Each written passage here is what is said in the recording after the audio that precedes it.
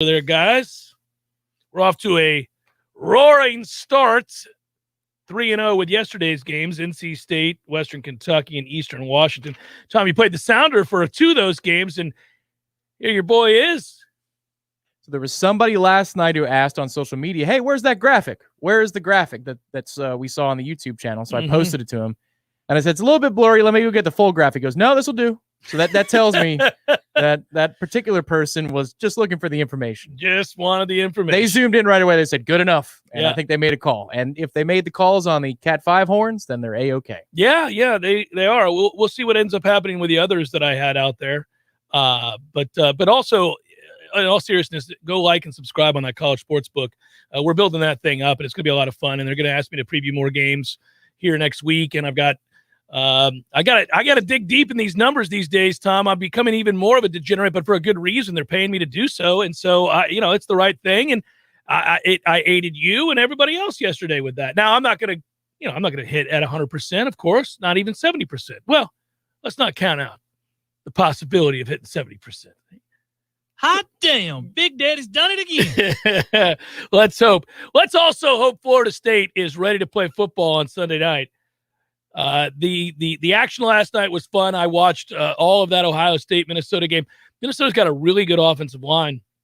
They're going to be able to run the football against most Big Ten teams, I think. They just got outmatched. Their secondary had no chance against Ohio State's receivers in that second half. It's just too much speed. But even in the first half, there were just some misses from Stroud. Yeah, that first throw, the first throw he offered up the right sidelines. I'm watching with Jamie. I go, whoa. Because I've seen a lot of things, man. We've seen a lot of great quarterback play, especially here. Feels like eons ago, but we did. Yep, we did. And then we watched the pros very closely. That kid, with that little motion, it's a compact motion. The ball explodes down the out field. Of his hand, yeah. So you saw my guy, Travion, the running back on the screen, go to the house. That's the freshman. And of all their running backs, he's the one that will emerge as the guy. He's a different kind of player. They're loaded, and Ryan Day is a great coach, and they don't, that's a real test on the road, and you got to give Minnesota credit. I thought they played really well. I mean, they played because they ran the ball on Ohio State, and I think that plays moving forward for them. I'm not a big row the boat guy, but I will say, well, that 4th and 1 was gutsy. Yeah. And it changed the fortunes of the first half, and it put the game in doubt. The game was not in doubt until the 4th and 1, and then at halftime you're thinking, well, I don't know, another careless turnover, who knows? Yeah, I enjoyed the game. It was a lot of fun to watch, and I flipped around all night long for lots of reasons, obviously, but mainly because I love football, and we were able to, you learn things too. It's not just the gambling or anything like that. It's learning, especially when you have teams playing last night that Florida State has to play, and you want to deep dive there. You want to go back and look, and man, NC State, I was already a little worried about because of the lines of scrimmage. And look, Devin Leary didn't even play that well, but they're big up front, and they're deep, and they're strong, and we have to worry about it many, many, many weeks from now. They look the part. I know USF isn't any good, and that's why I said everybody make sure you grab NC State and give the 19. That was off by a lot. It just, even early in the week, I was like, what in the hell? It does strike you as weird, doesn't it? Yeah, it was 18 and a half earlier in the week. I'm like, really? That's what it's going to – USF? The team that beat the Citadel? And nobody else. Well, I'll tell you a game right now, and I'll get into Florida State here in a second. I'll tell you a game that I think most people are looking at and scratching their head, and it tells me that Vegas just doesn't believe in the coach. And that's the UCLA LSU game. Why on earth would LSU only be a 3-point favorite against UCLA, given what UCLA has been under Kelly and before Kelly, and really, period, the last 10 to 15 years? How is that possible? If you just looked at recruiting rankings and you just looked at depth of talent and you looked at the two leagues and all of that, you'd say that, wouldn't you just, if I had asked you in the offseason, give me a line for a potential LSU UCLA game, even if I told you it's in the Rose Bowl, what would you have said? 10, 12? I don't know if I would have gone that high. It's around a touchdown, though. Because, again, they're on the road. You factor that in. And so the net differential is 2 scores. Right. But since it's on the road, that puts you right around a touchdown, 6.5, 7.5. Yeah, agreed. I just find it odd, and I think they're saying 2 fingers to my eyes, 2 fingers back to you with Ed.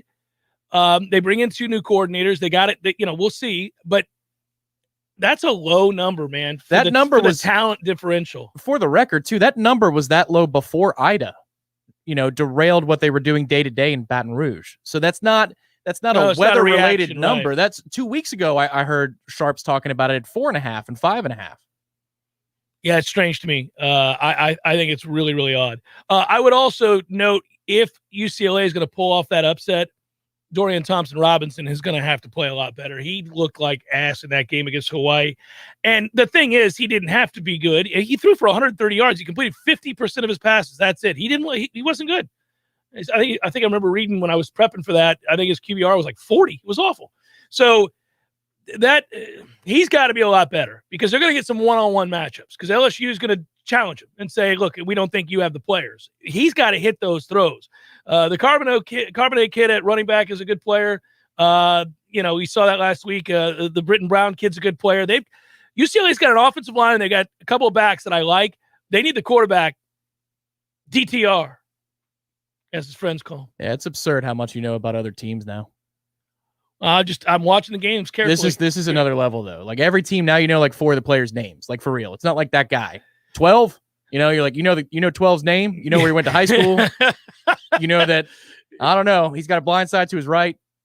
Well, it's if you're gonna put it out there, if you're gonna put your name on it, you really don't want to leave it up to chance. So it's hard enough to present games and pick sides, with the number. But you don't want to be sitting there kicking yourself thinking I didn't research this. I didn't really spend the time necessary to get a feel for these teams. What it does mean, unfortunately, for my wife and kids is a whole lot of going back on the iPad while watching one game, and then they go to commercials, and I'm watching another and redoing plays. Because there's also the matter of Florida State football. So my goodness, I'm all in on that, and obviously we've been to those practices. And speaking of which, it is game weekend. Here we go. Was excited. I was on this morning here on 93.3 Real Talk Radio with Greg Tisch, and he was taking scores. He asked mine. What did I say? I think I said something like 38-24, something like that for Notre Dame. There's a physical aspect to this Notre Dame team that has been in place, even though there are a lot of changes that I think make it very challenging for Florida State. This is not the game I would have picked for Florida State to open with in a rebuild. I would not have said, let's play this team. Now, admittedly, if you have to play this team, you want to play them here in game 1 while they're going through those changes. But I just think from a matchup standpoint, you could have said, well, pick another good team, pick another top 15 type team that you could play that has name recognition. That's a better matchup for Florida State. And I would have probably picked a lot of other teams than Notre Dame. I just have a hard time seeing Notre Dame getting into the upper 30s because of the tempo that they want to run and the overhaul they've had on their offense. I don't think this is a hapless Florida State defense. Now, of course, that is one of the major questions in this division in the ACC is like, will Florida State play defense that looks anything like how they used to play defense? Sure. And that's a fair thing to wonder. Just in seeing what I've seen since spring to now and the improvements on defense where it looks like on the very basic level, you've been asking this question for a year, are they coordinated? It looks like they are. And the way that Notre Dame doesn't want to run 95 plays without turnover help, I don't know how Notre Dame gets to 35, 38 points. Now, if we turn the ball over, sure, they could get there. But I don't know if this game is played fairly standard, turnovers are 1-1 at the end of the game. That's an awful lot of production out of an offense that doesn't have an explosive playmaker at quarterback and has a lot of question marks on the O-line. They don't have a question mark at running back, and the offensive line typically has been able to reload and not rebuild. So I'm banking on the fact that they will do just that. I hope I'm wrong. It'd be great. But I did go back and look and see who are these kids that are replacing the 4 All-American linemen that they had. And obviously we know one of them is Kane Madden because we wanted him. And we tried, man. If you look up at the other, if you look at the other group, you start to really kind of realize that those were all very highly touted, well thought of offensive linemen that were recruited by everybody. And they're not replacing the guys from a year ago with the slappies we've had. They're playing, some guys that have a chance to be really, really good and play on Sundays. They also have one of the best tight ends in the country. So that is problematic. Big 6'4", 250, can really run, made an impact as a true freshman a year ago. I do think we have guys that can cover them. They're probably not linebackers. Let's put it that way. I think you're going to have to use maybe one of the corners. Agreed. But let's just say we're looking at a Wake Forest game later in the season, or I'm trying to think of another example, maybe North Carolina, an offense that wants to move it a little bit. Mm-hmm. The way we're going to have to play this game and win is 4 yards and 5 yards at a time, right? Stay ahead of the chains so that we have perfect balance pre-snap where the defense has to honor both run and pass. We can't go down the field 3 plays, 75 yards. We don't have that type of explosiveness unless we've got a trick play up our back pocket or somebody just falls down in the secondary. You need something like that to happen. So if we're going to play it slow, and Brian Kelly isn't exactly, Gus Malzahn out here trying to run it as fast as he possibly can, that's why I think that this game isn't necessarily, 41-31 or 41-28. It just lends itself, without something wild happening, to being fewer possessions and a lower total. That's all I'm getting at. What do you think the margin is? You could pick it instead of being that high scoring. Do you think it's a 2-score game? You think it's a 1-score game? Are you picking Florida State to win? I did on the matchup analysis piece on the site. Were you just being a homer? What happened? I don't know. It sounds like you have some regrets, like you may have let. I've been back and forth. Carried away on it. No, I've been back and forth on it. It's just that I think first games are weird. First games are weird for Ohio State back in 2014. Remember the Virginia Tech game? Yeah. They lost that game, turned around, played for the national title. Right, exactly. Weird things happen on week 1. Ohio State almost had something like that happen to them. Now it's easier for them with a freshman or first-year quarterback to have that issue on the road. Yeah. But still, this is not the time when you're running at absolute peak efficiency, and when you have that much going on that's brand new coordinator, new bodies on offense, it could be a little bit disjointed from Notre Dame's perspective, which might allow us to stay in it. I think if you're looking at continuity, even though we have a lot of transfers, I feel like we've got more continuity in what we're trying to do than they do. And we've got the home field advantage, and it's going to be a raucous atmosphere. All those things can add up to keeping it around a score or two. And then if you get lucky with hidden yards or a turnover or two, there it is. The game could be won. It's not a hopeless endeavor like it would have been last year. So I brought up the tight end, and somebody asked about it on the chat. And since we're already jumping right into Notre Dame's depth chart and looking at this team and talking about what this game feels like, the guy I'm referring to is Michael Mayer. He's the sophomore who you've seen if you watch the tape. You know how good he is. And, it's people are asking who, because I said aloud, I was kind of, who's going to cover him. And Chris writes, Amari could cover that tight end. No, I don't know. We'll see. The Amari Gainer question is just seemingly on the minds of many all the time, because he's either going to take a huge step forward and become the player that his body type suggests he should be, and that we hope he is this year, and put to rest this sort of thought that he's a bit of a tweener and we haven't been able to figure out what to do with him. Maybe he takes that step forward. Or he's just going to be that guy that we kind of feel a little empty about. And I don't mean personally, obviously. He's a good kid, hard worker. I just mean, when you see a player in a uniform who looks like he does, you think, oh, man, that guy gets off the bus and people pay attention. But that body type has not translated into dominant play on the field. And so I don't know if he can cover that guy. I'm curious. They'll use him some.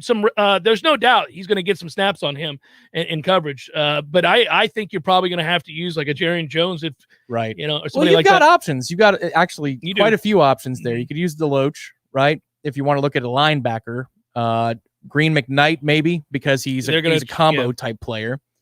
Travis Jay could in the slot. He certainly has the wingspan to match up against a tight end. We'll see, if there's some physicality and the referees let things go, how much Travis Jay can get involved in the hand fighting. Kevin Noles is somebody they're fast tracking. They keep talking about him right up to kickoff that he's going to get a ton of snaps. That's a player who has the toughness. I don't know, as a true freshman, maybe if he's strong enough to handle that assignment, but you've got 3 or 4 options to throw at that particular player. I don't know that we did 2 seasons ago. You at least have candidates this time. Oh, we're better. We're more equipped to engage in this battle. We are. There's no doubt. And they're better prepared because they had a semblance of an offseason that is normal, finally. Yes, that happened. That's good. There's real buy-in. They upgraded some spots through the transfer portal. So you're better equipped to compete in this game. You're not as deep as you need to be to win this game straight up without a little bit of help. Now, that help could very well be that you've got an average quarterback at Notre Dame who could make a mistake or two, who's not likely to hurt you with his legs all that much. It could be that the home crowd makes an impact. The atmosphere really, college football, we see this. It's unlike pro football. Pro football, they don't give a damn home or away. You go on the road. Good teams beat teams all the time on the road. College football, you see it, kids. As I like to say, subject to the whims of emotion, it is going to be emotional in there on Saturday. And if you hang around and you believe and you start to gain some confidence, you garner some belief because you make a few plays and you pick yourself up and you go tit for tat, and we get to a fourth quarter at night, Doak Campbell place is really loud. Now all of a sudden, fans, players, coaches, all they believe. You could make Notre Dame doubt themselves. You could see some things there. That's possible, and that's a scenario by which Florida State does win the games. I'm not saying they can't, but I do think they're going to need a little help. I think they're going to need a turnover or two. I think they're going to have to win the hidden yards and special teams, which they very well might, because I don't know that there will be a more prepared team on special teams this year, week in and week out, than Florida State. They're really well coached in that regard. Well, that's where, even if, let's just say you play the field position game, Notre Dame gets you pinned back inside your 15-yard line, fair catch the 11. A couple of first downs are critical because Mastromano, if he kicks in the season like he did in camp, right? And Mike Norvell was on the record talking about this, so this is not a secret. But you get to the 30 or the 35-yard line, you let that kid boot it, you're going to be in pretty good position. You're going to put yourself in position to play the field position game, which, again, is something that we weren't able to do. Like, no facets of football that are necessary to score an upset were we good at for the last 2 or 3 years. You might have at least 2 or 3 facets of the game that you're respectable at. And at that point, turnover luck goes your way. Yeah.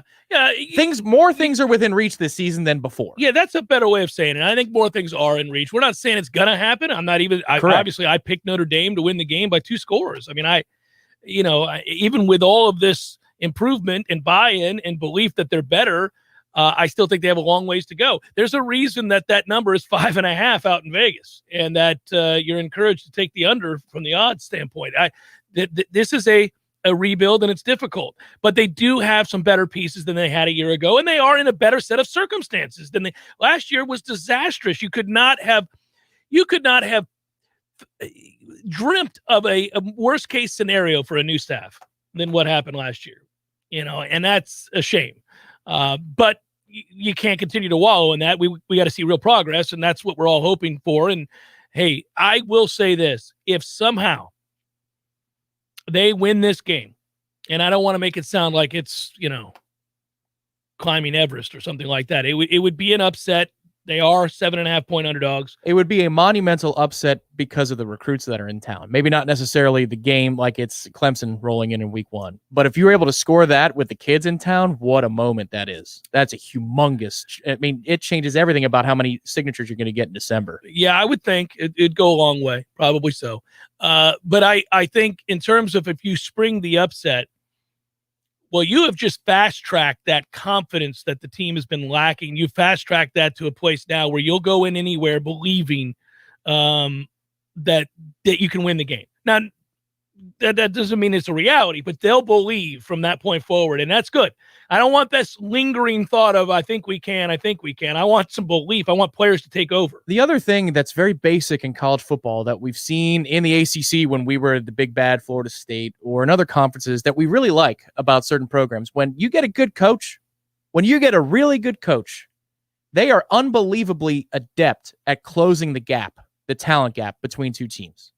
Like, what if, let me just throw it out there, crazy idea, what if Mike Norvell's really good at his job? Well, he was really good at his job at Memphis. He faced this defense not once but twice, obviously, against Cincinnati, and he's able to move the ball and score points and win those games. And they were outgunned. And yes, and he has proven himself in that regard. Now, there are question marks still, and we know what they are. Adam Fuller is under a tremendous amount of pressure. When you talk to Adam Fuller, you walk away thinking, that's a guy that can get it done. When you look at the film of Adam Fuller and his defenses, whether at Memphis or here, you go, I'm not so sure Adam Fuller can get that done. So that's a bit of a problem. This is a show-me season. probably more so for him than any other coach on this staff, without question. I mean, that's the guy that everybody's like, come on, man. Can't be out here having people rushing for 20 yards a carry. Let's get it together. And that is unwatchable, by the way. There can be a lot of things wrong with the team. If you can't stop the run, I can't watch you. I can't do it. It's just you're wasting your time, and it's emasculating, humiliating. That's a 5-foot dribbler on the first tee. It's a non-competitive shot. It's just not competitive. You're like, ooh, it's a par 5, right? It's a par. This is a toughie. I've never done that. Oh, man. For as good a golfer as you are. It happens all the time. It happens all the time with you, at least once every other round. It's funny. It's like Tiger with the chip and yips. Well, the good news for you, because you're good at golf, is you've done it enough that you kind of just chuckle and go up and hit another shot, and you're all right. That would throw me for a loop, and I have done it. But if my man here to my right, Tom, my producer, and I are dear friends, and we're also like golfing buddies. So I've golfed more with him in a short period of time of being dear friends than I have anybody else in my life by far. And we both know each other's go-to miss or strength or club that the one likes and the other doesn't, or whatever it might be. You know, when I pull out that utility, you're like, oh, he's going to hit this well. Yeah. You've even said it. But the tee shot on the final hole. Or whatever. That's just always going to be piped. It's piped right down 290 to 305. Doesn't make any sense whatsoever. Right, yeah, I'm like, well, there it is. Legit, too. You usually just laugh. You're like, there it is. There it is, yeah. You hate that, too, because you don't remember it. You always forget it. I'm like, final hole. You're like, Yeah. Yeah, I get mad. But anyhow, I know usually once every 2 times you're going to just top one. It's going to go 5 feet. And I'm just going to be like, what the hell? And by that, it's like 20 yards. But yes, I'm like, all right, I'm going to make bogey. It's no big deal. I'm going to hit a 4-iron. Going to hit it right down the middle. Then we're going to get on the green. And maybe if I make a 30-footer, I don't know what it is. You know, actually, I do. It's in high school. I hit the ball like $120. So that's what are you worried about it? I mean, I don't know. Like, no, I'm just there's a part of my life where I'm used to hitting my birdie shot from like 110 out. Boy, folks are geared up and ready to go today. That's good. I like it. I see it on Twitter. I see it in the chat. I see it in the emails. Everybody's ready to go. That's good. We'll get to some of those questions. We'll talk. It's Libations Friday. It's loosey-goosey. It's game week. How about that? Bunch of games last night to dissect, talk about a little bit there. So, we get a full slate on a Friday, too, by the way. And we got a party tonight over at Horizons Bar and Grill around 5 o'clock, 5:30. Got another big one on Saturday, Corner Pocket Bar and Grill. I'll tell you all about that. That graphic will be up during the break. You can believe that. Damn right it will be. It's the Jeff Cameron Show, 93.3 Real Talk Radio. Crawfordville Auto and Tire. Crawfordville Auto and Tire. Oh, hey there. I was just singing the praises of Crawfordville Auto and Tire. They do just about everything. Complete engine rebuilds, brakes, shocks, tires, oil change, you name it, they do it. And they offer a 12-month, 12,000-mile warranty on all parts and labor. Most of the time, they can service your car the same day and offer towing to help you get to the shop. Now that's something to sing about. Open weekdays from 7:30 in the morning until 6 at night. Crawfordville Auto Repair and Tires. You don't see them. You don't even know they're there, but your body knows and your lungs know. Your air ducts hide them. I'm talking about the viruses, mold, and bacteria that hide in your air duct system and make you miserable. Fact is, we're all spending more time indoors now than ever before, and your allergies, asthma, sinus congestion, headaches, and drowsiness can all be attributed to those little devils hiding in your home. But what can you do? Well, it's easy. You call E&B Heating and Air and ask about air purifiers and ionizers that promote healthier air and can kill up to 99% of the viruses, mold, and bacteria polluting your home. E&B is also offering spring specials on air duct cleanings for just $4.99 and an AC tune-up for $99. For a healthier home, call E&B Heating and Air today at 848-0187. That's 848-0187. Or just find them online at enbheatingandair.com. They sell the best, fix the rest, or it's free. License number CACO 57604. This is an insurance market alert from Barbara at Faircloth Insurance in Tallahassee. A few months ago, I asked you to contact your legislators to help stop the skyrocketing property insurance rates in Florida. Other states average 2 lawsuits per day on property insurance claims. Florida has 384 per day. The property owners of Florida are being taken advantage of, but it is not by the insurance companies. The companies are paying out 10 times the cost of a claim or more that would have been paid anyway. People are canvassing neighborhoods, knocking on doors, suggesting that the property property owner may have some damage. The property owner innocently signs something that turns all control of any claim settlement to an attorney that becomes the person designated to get the claim check and who controls the disbursement of the claim payment. If we want these rates to go down, we must reach out to our legislators and let them know how unaffordable home insurance has become and that we want them to support reform that will fix the issues. This has been an insurance market alert from Barbara at Faircloth Insurance in Tallahassee. When the forgotten poor are in need of healing, they wait for a ship unlike any other. Mercy Ships, a floating hospital staffed by volunteers, heroes of mercy who donate their time to save lives. Every human has the right to have a place at the table of the human race. If you could just see the smiles that you get when lives have been changed, then it would make it all worth it. To learn more about Heroes of Mercy, go to mercyships.org. You went online to switch your car insurance to Progressive so you could save money. But then you saw a friend request from an old summer camp buddy. And now here you are, clicking through photos of his kickball team from 2011. Oh, looks like they won the championship that year. Then he moved to Tulsa. Oh, a new tattoo. Yes, they said it was easy to save hundreds on car insurance with Progressive, but they forgot about the rest of the internet. Progressive Casualty Insurance Company and affiliates. National average savings by new customer surveyed who saved in 2019. We all want more energy, more strength, more results. Well, welcome to Orange Theory Fitness as you take a step towards feeling more alive today. Backed by science, Orange Theory's heart rate monitored workout is scientifically designed to keep heart rates in a target zone, spiking metabolism and increasing energy. Orange Theory Fitness is a one-of-a-kind group personal training workout resulting in more energy, visible toning, and extra calorie burn for up to 36 hours. Experience a more vibrant life today with Orange Theory Fitness. To find out more, go to orangetheoryfitness.com. The Jammin' Show brought to you by Orange Theory Fitness. 2 Tallahassee locations, Midtown on Thomasville Road and Northside in the Village Common Shopping Center. Online at orangetheoryfitness.com.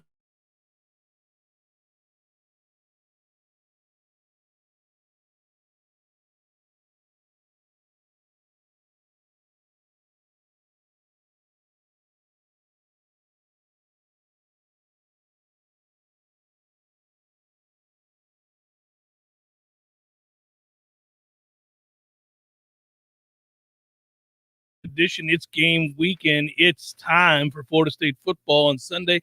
A large and rather riveting set of games tomorrow afternoon will be at Corner Pocket Bar and Grill beginning at 2 o'clock off Appalachia Parkway for Libations Friday on a Saturday Fest here. And it's going to be fun as we say thank you to all of you. That's what this is about. It's a listener appreciation party. And if you're able to make it, we really appreciate that. If you can't, I understand as well. But we're going to be there, and we're going to watch that Alabama Miami game. We're going to watch Alabama boat race Miami, although I hope that's not true. What? I'm not rooting for Miami, but I'd like to see a competitive football game. I'd like to see a little something. No. I'd like to see some vulnerability from Alabama. There's plenty of other games for vulnerability and competitiveness. This is just touchdown after touch. It's the house game. It's like the casino winning. That's Alabama. 77-7 type. Yeah. Get you some of that. Oh my God. Well, North Carolina basically did that to Miami last year in Miami. So then it's possible. It is possible. I mean, Miami gave up 60+ points in that game. Miami will throw up a game every now and again where you're like, woo! They play a good 6-game schedule. Man alive. When their dreams are off the table, they'll just call it a day. Take some ass kickings in their own house on the regular. So here's a behind-the-curtain question for you, and it's going to make you freak out a little bit. I'm sorry. Am I supposed to be calling Lee Sterling right now? Yeah, I think so. Okay. I think so. Yeah. I think you are. You want me to dial him up? Yeah, I think you should. We may have missed our window. Find out. Right. Oh, you my want to promo goodness. the event? I'll give him a call. He's in the middle of calling. 1:30, right? Yeah, he's in the middle of calling the other station. Hey! Oh, man. Yeah, Paramount Sports, Lee Sterling. See if you can get a hold of him.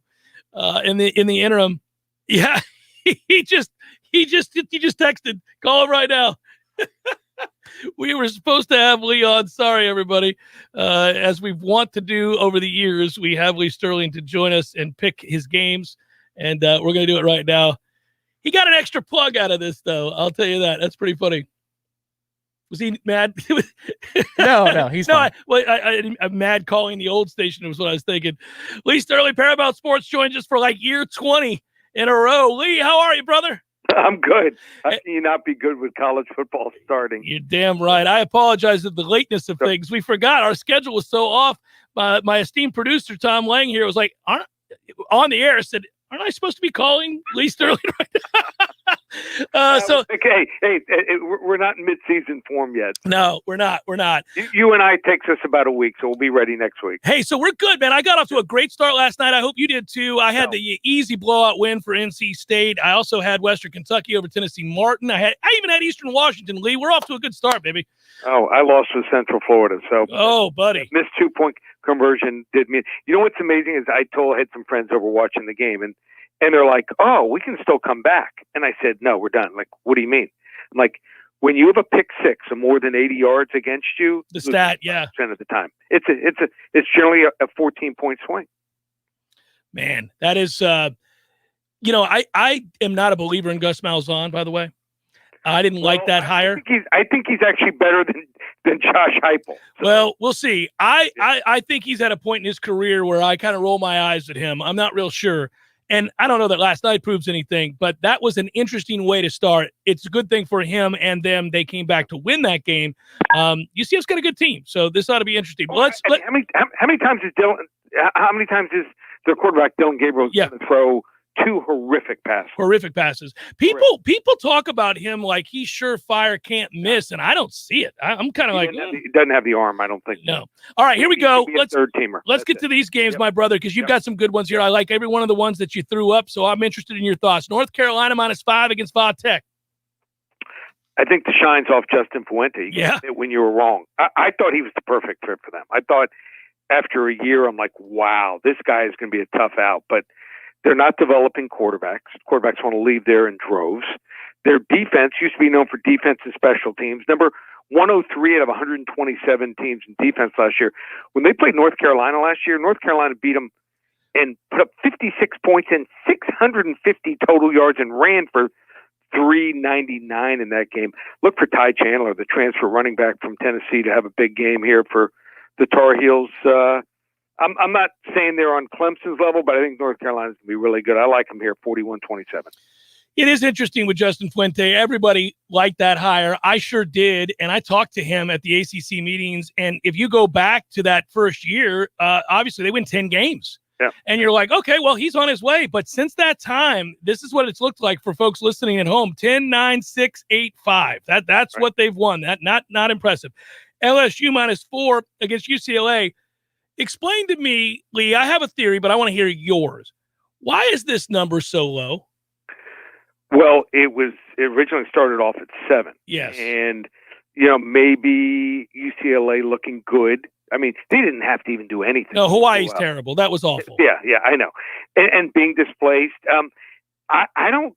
This is going to be one of the first times ever I'm really not picking many SEC teams against their opponents. Usually I just ride the SEC teams and you make money.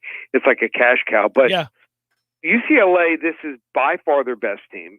They return 20 starters. When they're healthy, their skill players are pretty darn good. I still don't believe in the LSU defense. They were stung last year, 44 points on 5 occasions. I think we're going to look back 10 years from now and say, how did Ed Ogeron win a title? Well, we know it was the two Joes. That's how. Yeah. So and he had talent. Yeah. So I think wrong team's favorite. Give me UCLA 40-34. Wow. Okay. There it is. Clemson -3 against Georgia. I'll just tell you, it doesn't matter. I know you've got your pick. I took Georgia in this game and I got it at 3.5. And so I like the hook. They've got to have better quarterback play with JT Daniels, right? If he plays well, they're loaded everywhere else. Talk to me about this game. Well, I don't think he is next level. Okay. I don't think I know people that know him, and they're like, this dude just doesn't have it. Pressure. I mean, what's his biggest win? He beat Cincinnati in a bowl. Huge win, Lee. Huge win. I don't believe in Kirby Smart in big games, and I don't believe in Todd Monken's play calling. Watch his play calling. I think it's uneven, and they don't have receivers. I mean, their best receiver wouldn't hit the field for Clemson. Clemson has 4 guys, 6'3" to 6'4", that can run like the wind, can probably take a quarter off the top of a backboard in basketball in the gym. And I think all 4 guys, if they stay healthy, might be first rounders. They have the best defensive line in the country. Yes, they do. 4 of those guys. And how about this, Dabo? Last time he lost 2 games in a year. The next year he went 15-0. I think this price is cheap. Give me Clemson 30-20. I'm hoping that having to start Clemson's offensive line is a weakness, Lee. That's one area that I would be concerned about because we know Georgia's good up front. So it'll be interesting. Miami's getting 19 against Alabama. Alabama has largely beaten the brakes out of non-conference foes in these opening games. Your thoughts on the Canes keeping this close or not? If it's game 6, I lay 30. But it's game 1. So if you want to watch something, you got a little extra time, anyone out there, pop in the spring game. And the 2 things that young quarterbacks, inexperienced quarterbacks do, generally throw the ball late. Bryce Young doesn't do that. But when he has pressure, he usually does not step up. Almost every time he will roll away from it and scramble right. And I think Miami's going to come after him. I mean, if they sit there in a base defense, Alabama's just going to run right over them. But I don't know if Alabama is at the talent level they were last year. They're really good, but they lost like the 4 horsemen, maybe the best, quarterback, running back, 2 receivers we've ever seen on a team in college football. And they hit on Lane Kiffin and Steve Sarkisian. I don't think Bill O'Brien's going to be the home run. I'm dying to see Saban and O'Brien go at it on the sidelines here. So Derek King, maybe I think he's close to 100%, might be the difference. I think Miami keeps it close. I think Alabama wins 35-24. This is Miami's season. I'll tell you that right up front. They lose by 30, 40 points. It'll be pick a section day for the Miami game. Oh, it's a thing of beauty. That's what I like to hear, Lee. There we go, buddy. There we go. All right, so finally we go to our game here. Notre Dame minus 7.5 against Florida State. I'm having a hard time getting there with Florida State. I want to, obviously, but maybe you're more objective. What do you see in this game? Well, maybe they're catching at the right time. I think with some new players there for Florida State, Andrew Parchment, I liked him at Kansas a lot. He didn't have anyone that could throw him the ball. Johnson, defensive end, nice pickup. So are they there yet? No, but Notre Dame lost 9 guys that got drafted. I do like their hire, Marcus Freeman from Cincinnati, as a defensive coordinator. But Jack Cohn, he's nothing. No, he's no world beater. I think he's overrated. So Notre Dame also lost 4 or 5 starting offensive linemen. I think Notre Dame's going to win 31-27, but I'll take the 7.5. I'll take a shot here with the Seminoles. All right, nice. Game of the week for those that want to get it. Lee, we got a new audience you're talking to. Well, it's a largely the same audience, but we've grown it because we got a stronger signal than ever before. My profile's coming up, Lee. So let's tell everybody how we get your game of the week, Mississippi and Louisville. Well, I try to do things the right way. Use my real name. Played college quarterback, although didn't see the field a whole lot, but have a couple national championship rings at the FCS level to prove it. But they're looking for someone that puts in the hard work and generally is going to win 3 out of 4 weeks. You might want to check me out, ParamountSports.com. You can buy picks for the weekend, for the month, for the year. Also do basketball, hockey, baseball, and UFC. It's all available, ParamountSports.com. Brother, be well. Good to talk to you again. Okay. Thanks, Jeff. All right, take care. That's Lee Sterling taking North Carolina, UCLA, Clemson, Miami with the points, and FSU with the points as well. So now we've checked off all the preseason boxes.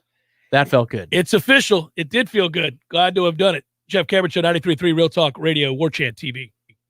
Your local news now. The Leon County School Board took extra steps Thursday to strengthen their defense against the Florida Commissioner of Education. The board voted unanimously on Thursday morning to agree to allow Superintendent Rocky Hanna up to $50,000 to hire a law firm in their defense against the commissioner. The firm is Weiss, Sirota, Healthman, Cole & Bierman PL, a South Florida law firm, also representing Miami-Dade School District in a similar legal battle. The board felt hiring the firm was about more than just being able to uphold their decision to temporarily require masks or potentially losing their salaries, but rather not losing their power to make decisions they feel are best for our community. The Leon County Sheriff's Office is investigating a death after a body was found at a recycling center on Woodville Highway. When law enforcement officers arrived on the scene, they located a deceased adult male with obvious signs of injury. The death is currently being investigated, and the identity of the deceased has not yet been determined. This is Rachel Lene with your Real Talk 93.3 local news update, brought to you by Mac&More Systems, Tallahassee's go-to Mac store. Check them out online at macandmoresystems.com.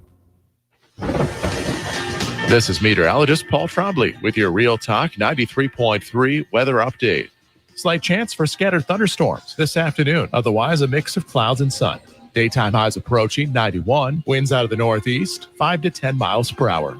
Slight chance for scattered thunderstorms again tonight. Lows level off around 70. Partly cloudy skies. Mainly sunny skies and calm tomorrow. High temperatures reach up to 89. This report is brought to you by the Lawn Johns. For all your landscaping and lawn care needs, visit thelawnjohns.com.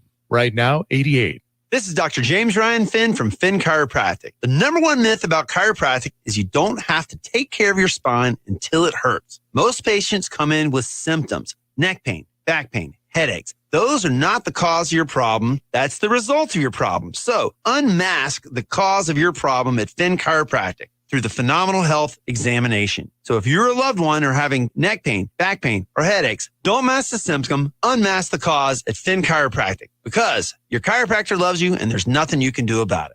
We all want more energy, more strength, more results. Well, welcome to Orange Theory Fitness as you take a step towards feeling more alive today. Backed by science, Orange Theory's heart rate monitored workout is scientifically designed to keep heart rates in a target zone, spiking metabolism and increasing energy. Orange Theory Fitness is a one-of-a-kind group personal training workout resulting in more energy, visible toning, and extra calorie burn for up to 36 hours. Experience a more vibrant life today with Orange Theory Fitness. To find out more, go to orangetheoryfitness.com. This is Brian Kilmeade, and I'm excited to be on the air in the capital city. Be sure to tune into my show. I'll be giving you all the latest news, information, and the truth you demand. The Brian Kilmeade Show is live from 9 till noon, right here on Real Talk 93.3. Real Talk 93.3. Show is a production of the Warchant.com Multimedia Network. Check out Warchant.com today for the latest news inside Florida State athletics. That's Warchant.com. Now, back to Jeff on Real Talk 93.3.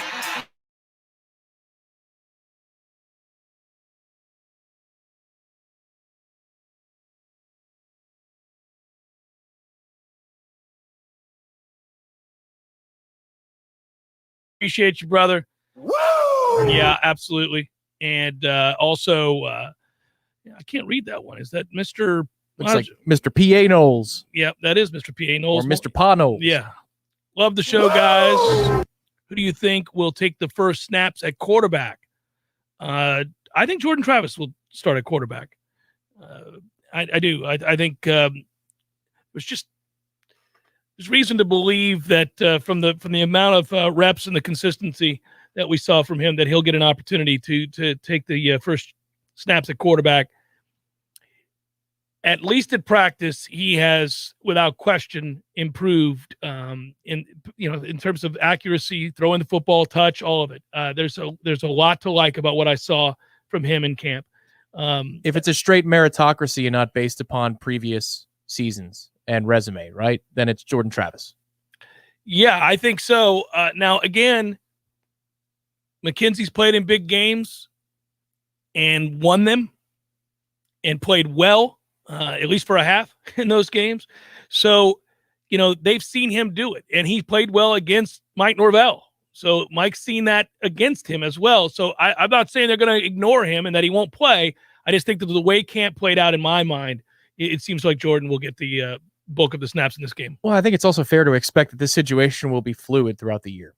I mean, you got issues for both of these quarterbacks with health, at least in the past, that you would say, can you bank on 12 games out of them? I don't think it's fair to bank on 12 games out of either of these two quarterbacks. You're going to need at least both.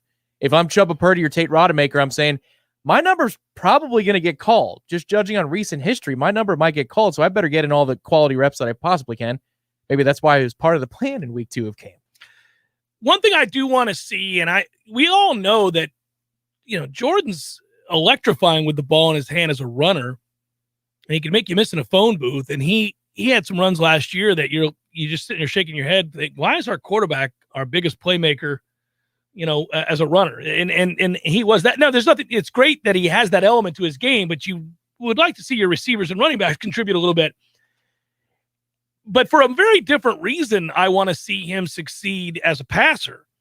because now you really are dual threat. Now you really are a team that can game plan differently for every opponent, and you really give them an awful lot to have to prepare for. Oh, it's a nightmare. It's a nightmare if you got a guy that can kill you with his arm in the pocket, a more traditional approach, and convert on third down with tight window throws and keep a drive alive. But then you also have to worry about when they get him outside the tackles and call design runs, and they'll give him those run-pass options. So, but let's hope in this game we see him throw the ball well for a lot of reasons. For starters, because Kyle Hamilton's really good in the secondary, and if you are wayward down the middle, he's gonna do something about that, either in killing your receivers or picking it off.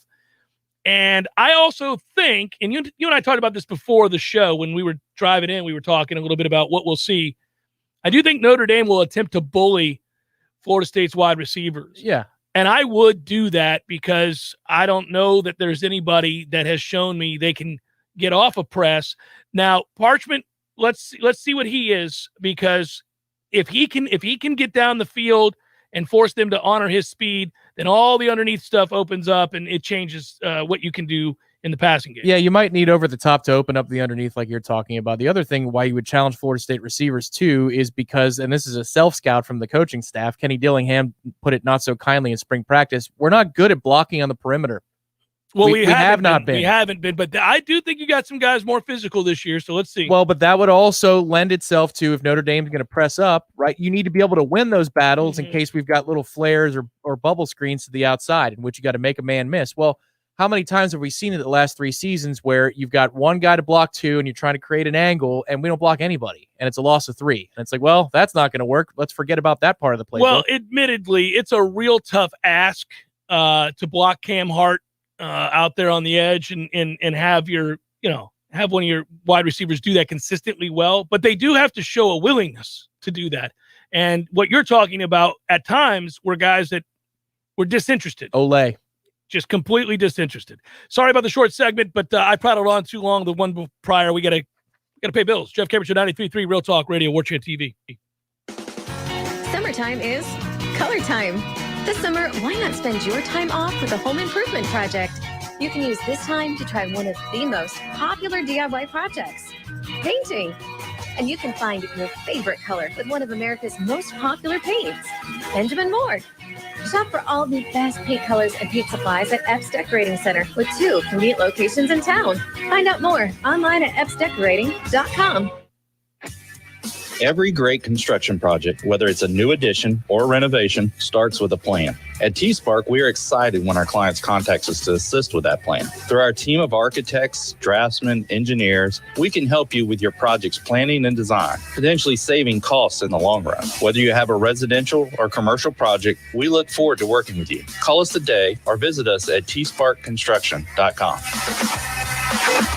License number CGC 1525336. It's pool season, and the huge pool at Killearn Country Club is ready for you. Pool memberships are just $5.99 for the season through September, and come with poolside service and unlimited access to the 19th hole. Live the country club life without the country club price. And don't miss the weekly themed Thursday night dinners featuring exquisitely prepared meals paired with the best wines. Stay up to date with all the events and club deals at KillearnCC.com. That's KillearnCC.com.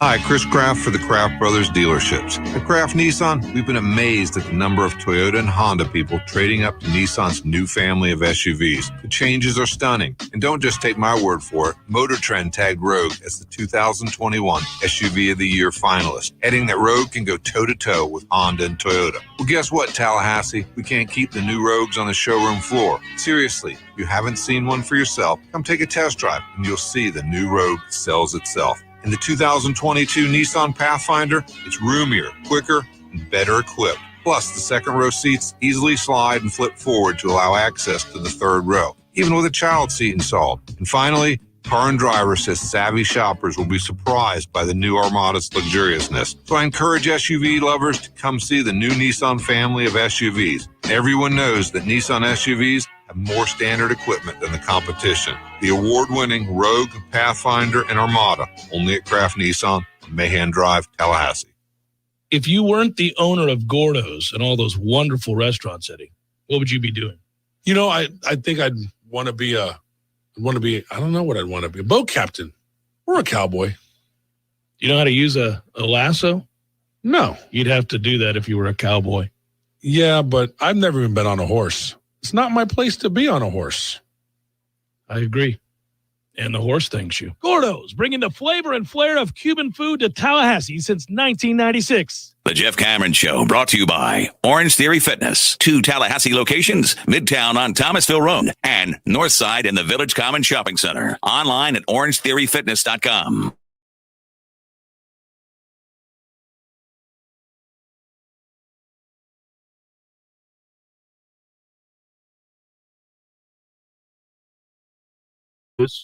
Not just because it's the first game of the year and it's a good opponent, top 10 team, is because of a question like this, for example, I think summarizes it pretty well. And that is, could this be the game that gives the program some momentum that it needs to take off? Thanks for that, Gamer Champ, I think is what I read that was. Yeah, that's true. It feels like if they could win it, it could really bolster the confidence moving forward in some of the other 50-50 games, or even the ones in which they'll be prohibited underdogs. They won't be big underdogs if they win this game and too many more games. They will, obviously, no matter what happens in this game, they'll be a big underdog to Clemson on the road. They'll be a fairly significant underdog against a few other teams. But those other games that we feel like could go either way, maybe 45% chance to win it, for example, the NC State game, that would change that spread. I know we're not interested in spreads here. We're talking about a final record, a program taking a big step forward, a belief being infused in these players. And yeah, I think those things are possible with a win here. I actually think that you could still get some of that even if you lose the game. It's a lot about how you play.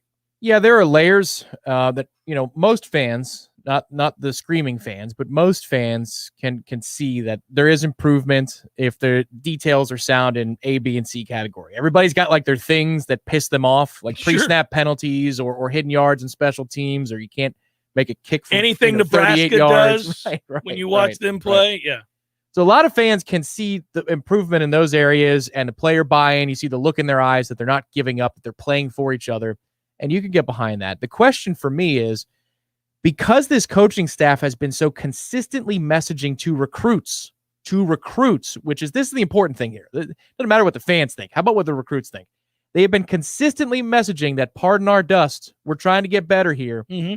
Will they see those little improvements, even if we don't win? And will it resonate with the recruits enough for them to stick to us and sign in December?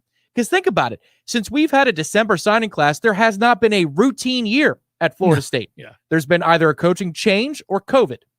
So we could finally have a signing day in December in which maybe 80% of the kids, like for the other schools who are committed to us, will sign. But will they understand the nuance? That's the important thing. We're trying to message it as a coaching staff, but will they get it? Hopefully they do.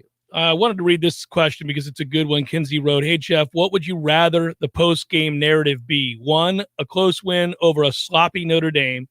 2, a close loss over a Notre Dame team that played like a true top 10 team." And I get what you're asking and why, but I'm going to give you the answer that doesn't necessarily reveal the team is that much more improved, and that is I want the win. And I don't care if Notre Dame looks like the worst team in the country, because you can sell wins to those recruits that Tom just alluded to. Right. They're not going to be breaking down the film to note that Notre Dame just played terribly that night and turned it over they don't care. They just know the school that they're considering attending just beat Notre Dame in a battle of a top 10 team at night with the nation watching. And they'll say, yeah, man, looks like they're making progress. I kind of wanted to go there anyhow, hence the verbal. Now I'm seeing it on the field. All right. I can tell you, too, on a Sunday 5 years ago, I saw a great game where I thought Notre Dame and Texas were both top 10 teams. And they weren't any good. And they weren't. Yeah, so just take the win. Get the win. Always, take the win. You can work on your mistakes. You can improve from week to week, all those things. It's easier to do that after you play poorly and win. Hour number 2 forthcoming. Stay with. Talk Station 93.3 WVFT, Gretna, Tallahassee.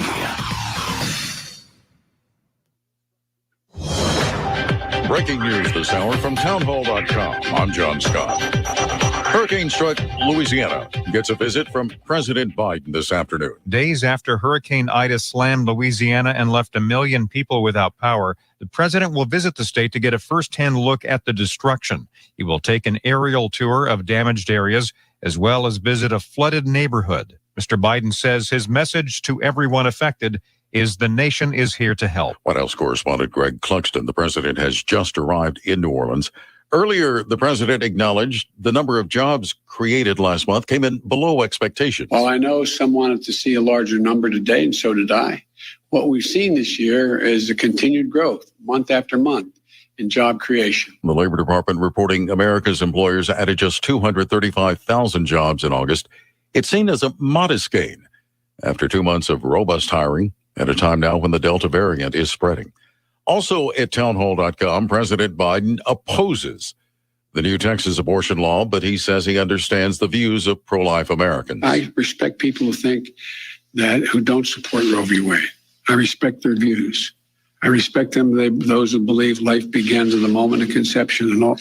I respect that. Don't agree, but I respect that. I'm not going to impose that on people. Kimberly Swartz of Texas Right to Life tells the Salem Radio Network the Biden administration has done nothing but push abortion in the country. Joe Biden not only wants abortion on demand at any point in pregnancy, even moments before birth, but he also wants to pay for it with your tax dollars against your will. The Texas law does not allow an abortion once cardiac activity is detected. On Wall Street, stocks remain mixed. The Dow down 37 points, but the NASDAQ is ahead 31 points. More at townhall.com. Hey, I'm Andy. If you don't know me, it's probably because I'm not famous. But I did start a men's grooming company called Harry's. The idea for Harry's came out of a frustrating experience I had buying razor blades. Most brands were overpriced, overdesigned, and out of touch.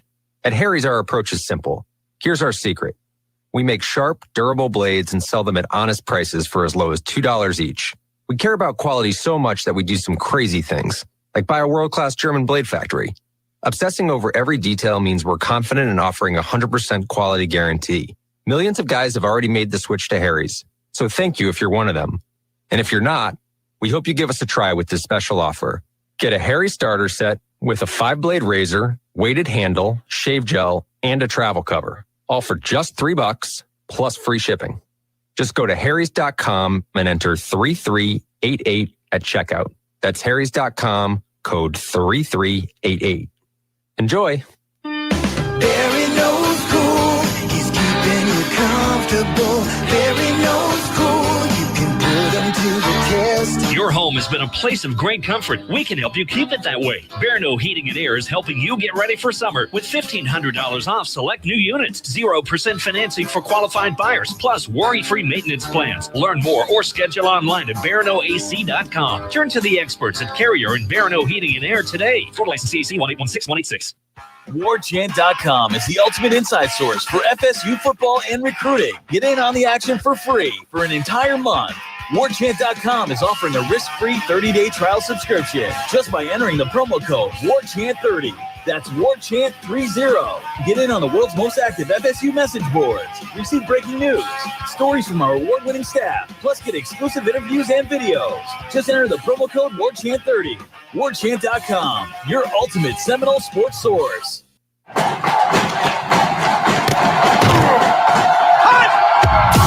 Broadcasting live from Florida's capital city, this is the Jeff Cameron Show, brought to you by Orange Theory Fitness on Real Talk 93.3. Now, stop what you're doing and listen closely. It's time for the Jeff Cameron Show in 5, 4, 3, 2, 1.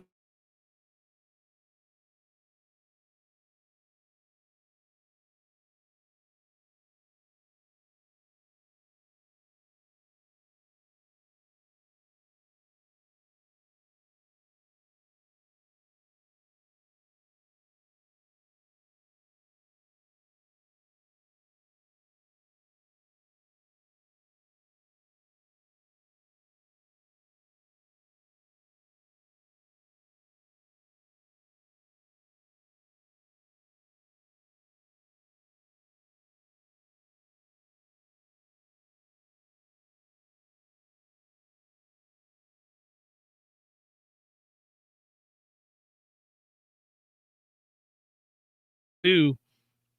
Let's see if we can. I don't know. I don't want to anger the gambling gods, but Kentucky ULM over 54, Louisiana Lafayette and Texas under 58. Texas A&M beat the brakes off of Kent State. South Alabama -1 against Southern Miss, and UNC against Va Tech tonight, giving the 5.5. All right. That's what I need for the sweepy. It's the Fraudulent Goats versus the Dumpster Fire in the ACC, kicking off shortly after 6 p.m. I don't think North Carolina's fraudulent. I think they're a good football team, but I don't think they're a national championship caliber team. Not saying that, but I think they're a good football. They are coached by Mac Brown, your favorite. He's going to find a way to lose 2 or 3 games he has no business losing, because that's who the hell Mac Brown is. His whole career, buddy. And I pointed that out on the regular. He coached somewhere for 16 seasons and win 2 conference titles. That would piss off a lot of fans. And it wasn't Texas Tech. No. Yeah, he had resources. By the way, I know that on a football weekend, especially the opening football weekend, you probably shouldn't deviate too much into baseball. But I have encouraging news, and I wanted to share this with you. I went and looked and then read a story Jason Stark wrote, and then I also saw a clip, and Stark was being interviewed as well. Do you know that it actually happened? For the first time in 16 seasons, the strike rate is going down. Strikeout rate is going down. Is that right? It's risen every year for 16 Our long national nightmare's over. Well, since they started doing the testing, the substance testing, everything is up in the categories that we want them to. Yeah. Balls being put in play, strikeouts down, scores up, base runners, all of it. The game is returning to greatness. Oh, I think well, we'll see. No, it is. The 3 true outcomes are still No, but it's starting to return to greatness. And you've watched a lot of compelling baseball lately. And by the way, the wild card race is incredible. Every fan of a team that still watches their team closely this time of year, even though there's college football, they know it. When this testing began, at least 1 or 2 people in their bullpen are like, that guy was a fraud. Fraud the whole time. Because they see like a 260 turn into a 4.10 ERA, like, oh, I know what's going on here. He was using the bullfrog. If the season ended today, the Yankees and the Red Sox would be your AL wild card game matchup. And this is kind of cool in this way. ESPN needs some time alone. It would be that's true. It would be only the 5th time in over a century that those 2 teams came down to a one winner take all game against one another. 2004 ALCS Game 7. That was incredible. Mm-hmm. And the New York Times the next day or the New York Daily News, the chokes on us was a great headline. One of the all-time great headlines. 2003 ALCS Game 7. I was there. Aaron Boone. 3rd row. You were there. 1978 Game 163. Bucky Bleeping Dent. You were there. 21st birthday. I was not there. USOP. Your first beer. And in 1949, Game 155. That's the famed Vic Raschi over Ellis Kinder game. Vic Raschi? Yeah. God, where was he for probables? Vic Raschi. But you would get Garrett Cole versus Chris Sale in a winner-take-all. Okay, I'm in. I mean, I want to see that. Yeah, I mean, if it was, yeah. 3:05 on a Friday after the show's over, sure. Final thing I do want to tell you about, and it's commendable because the Rays are weird and they do it like nobody else. And Kevin Cash, Florida State's own Kevin Cash, is the manager of said team. And it's just crazy. They traded away Willie Adames. You knew that, right? Yeah. They finished a run of 9 consecutive saves by 9 different relievers just now. You knew that, right? They're on pace to win 100 games, and they'll have not a single pitcher win 10. That's nuts. I saw the stat of Wander when they called him up that their record's like 37-11, or it's some absurd number from the moment he was called up. Not that he's the reason. In baseball, there's more to it than that, of course. But that was somebody that we were being told last year. Yes. When they were making the stretch run and then they had the World Series. Have you looked at him, by the way? Have you physically laid eyes on him? Yeah. Yeah, you could see why. Yeah. Scouts might like the player. Yeah, I think so. Yeah, he's a bit of a freak. But again, they're going to win 100 games, and they're not going to have a single pitcher win 10. How do you have 9 consecutive saves with 9 different relievers? Like, that's insane. I'm convinced that the Rays management group could somehow find a way to get an H2 Hummer from 2005 to drive from the East Coast to the West Coast on one tank of gas. Because that's what they do with the franchise every year. Final thing, just because you're a Mets fan. Oh, great. It is great. Which storyline? There's like 5 right now. Well, this one reads, the Mets are going to Met in a very different way. Who knows why? It doesn't seem to matter who owns them, who manages them, who plays for them. Doesn't seem to matter which guys they trade for, which guys they sign, which guys get healthy, which guys stop by from Norfolk. The Mets can't help but Met. But in August, they might have out-Metted themselves, which seems hard. Let's recap. Record in August, 9-19.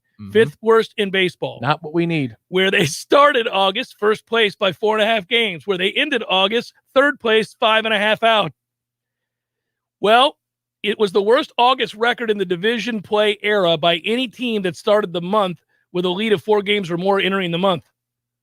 So you've just broke a record. Yeah, well, I could tell you that I remembered in 21 games, the span of 21 baseball games, we lost 11 games in the standings. You know how hard that is? That's like impossible.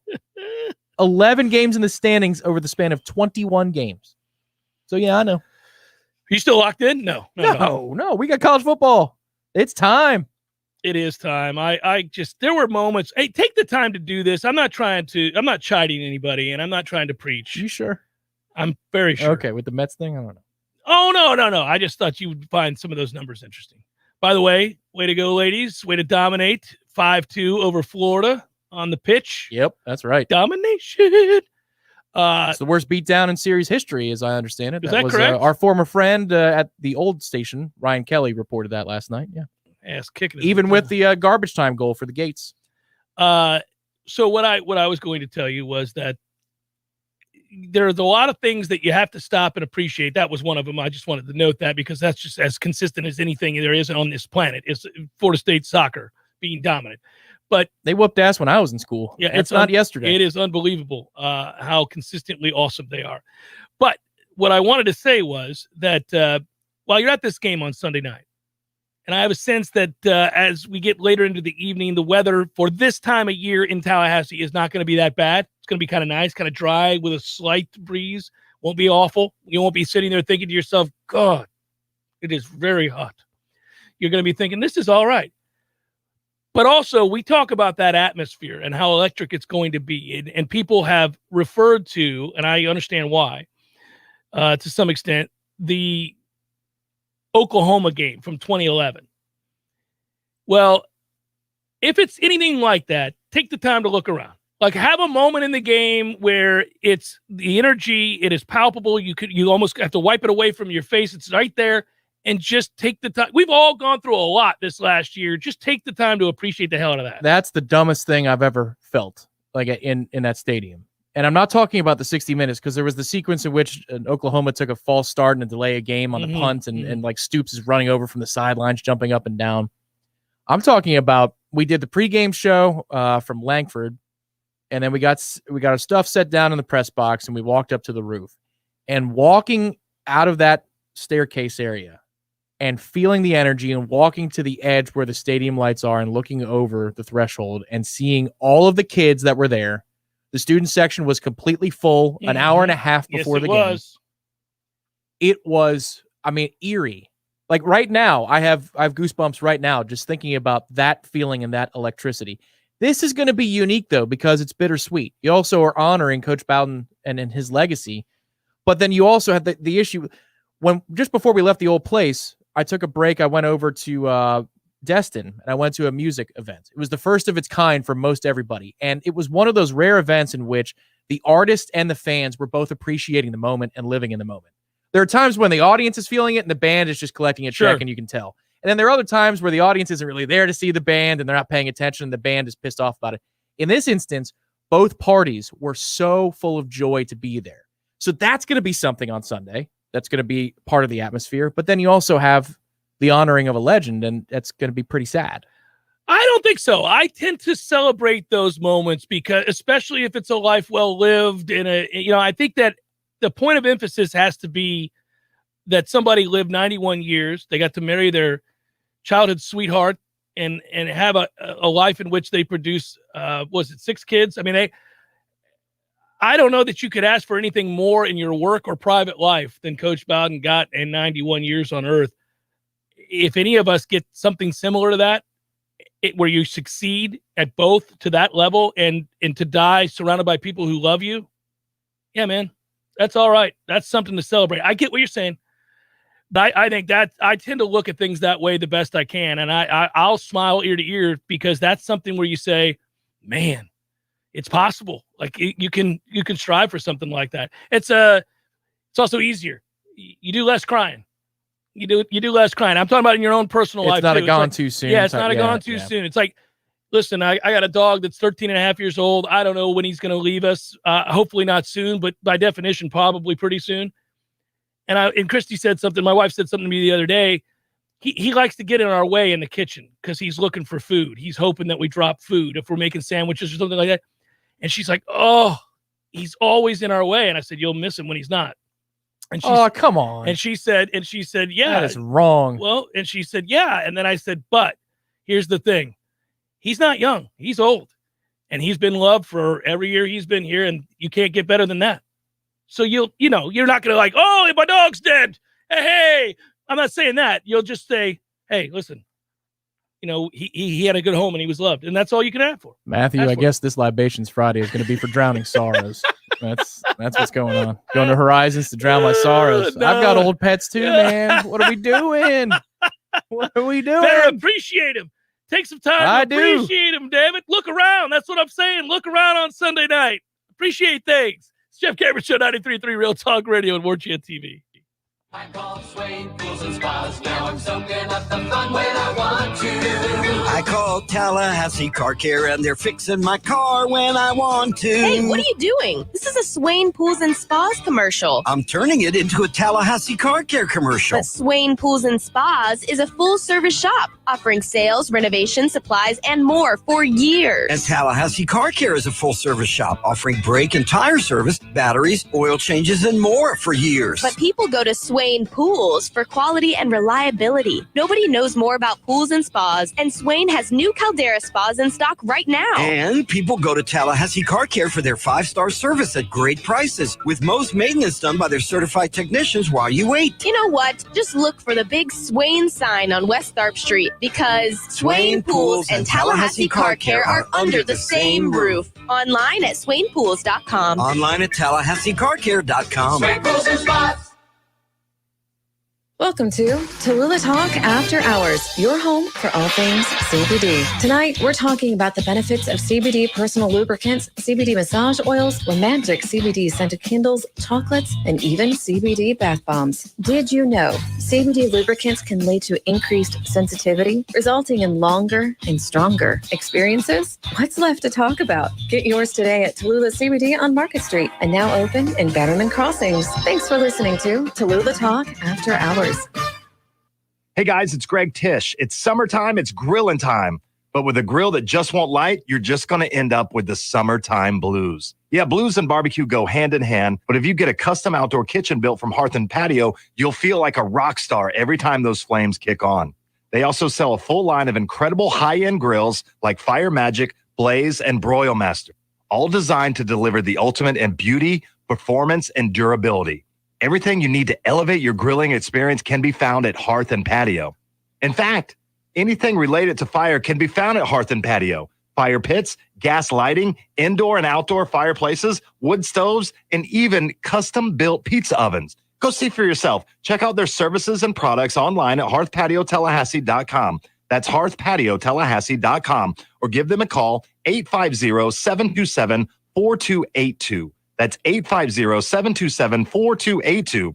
At Hearth and Patio, they keep the home fires burning. If you're an attorney who struggles with the balance of managing your practice and practicing law, consider Lexicon as your #1 pick. From client intake to billing and all that comes in between, Lexicon doesn't miss a thing. Our comprehensive solution combines best-in-class software and services to take care of your firm's most critical challenges, automating many of the tasks that take time out of your day. It's all about giving you more of your billable hours back. And who doesn't love more revenue? No more searching for practice management that works. Lexicon marks the spot. Visit lexiconservices.com to learn what Lexicon can do for you.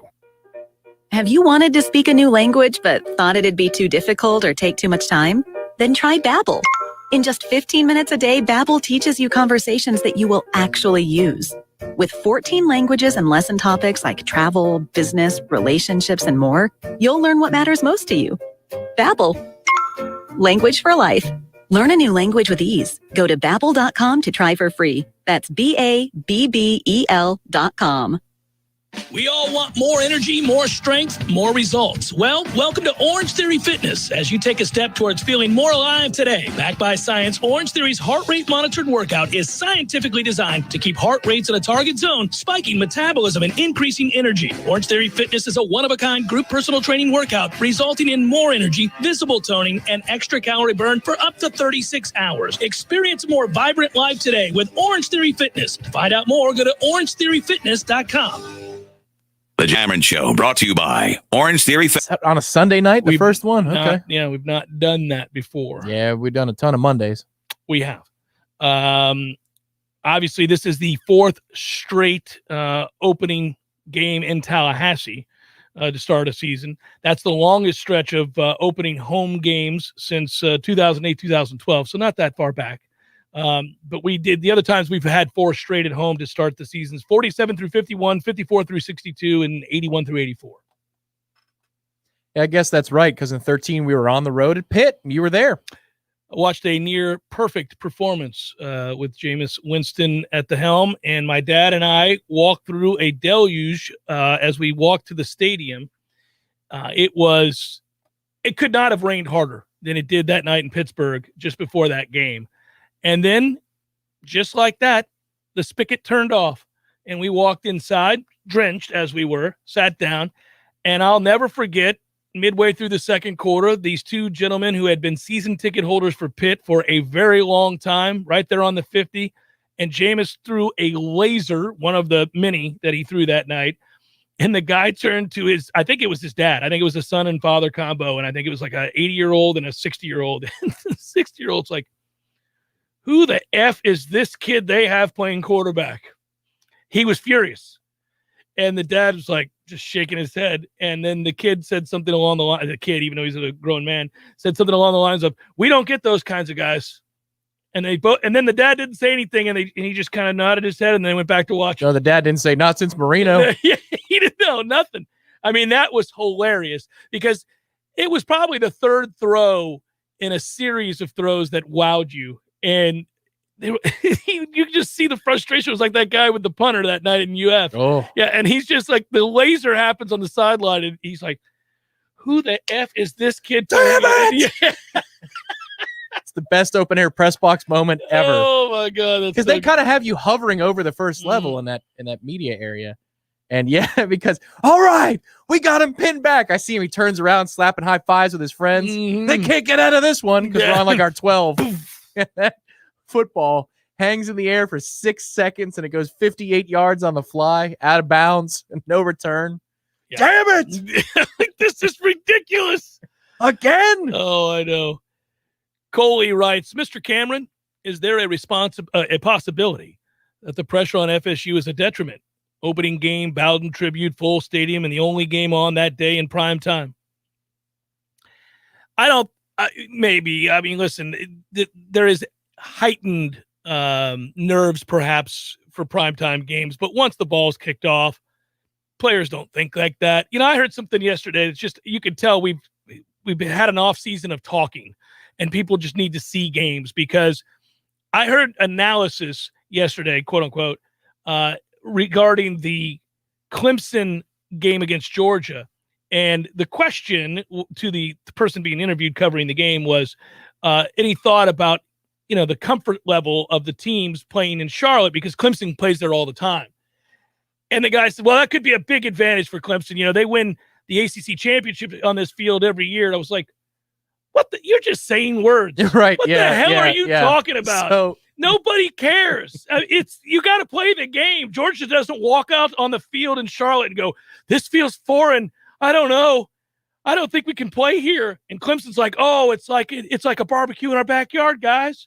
This is going to be easy peasy. No, that's not how that works. You would have laughed at this morning. So Dan Orlovsky is appearing on a national show, and I was listening to, because it's a college football show, and they're asking him questions, and the host does the right thing. He sets him up. He goes, You know, Dan, I really want to get your answer on this one before we get to your game, the one you're calling for ESPN this weekend, because nobody breaks the film down like you do, Dan.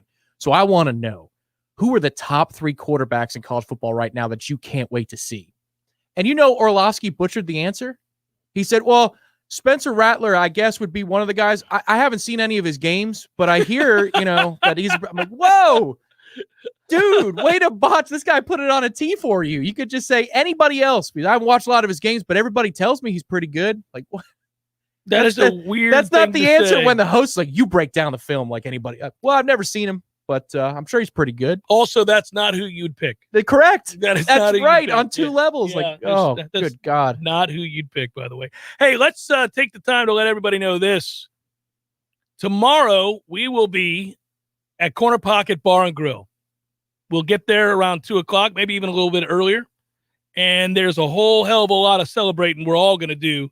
Not only the return of football, but it's the 10th annual Libations Fest. Saturday, September the 4th. That's tomorrow, 2 p.m., Corner Pocket Bar and Grill, 2475 Appalachia Parkway. Free T-shirts and koozies to the first 200 in attendance. We got a raffle drawing at halftime of the Miami-Alabama game in which we'll give away some nice prizes. Cues up, Tom Lang. Go for it. All right. So the koozies are going to be brought to you and presented by our friends at Metro Deli. But Damn Metro Skippy. Deli is also giving us a couple of $45 gift cards to go downtown. I actually had breakfast there this morning. And it was delicious. Their breakfast is low-key good. You think about a deli, you think lunch, but their breakfast is quite good downtown. Then also our friend Bill Fredericks at Frequency XP is going to be giving away. Nice, Bill. That's right. Yeah, he's going to be giving away a package worth $65, $70 worth of training, fitness evaluations, and other stuff as well. Then, of course, the grand prize. That other stuff is a real special surprise. Oh.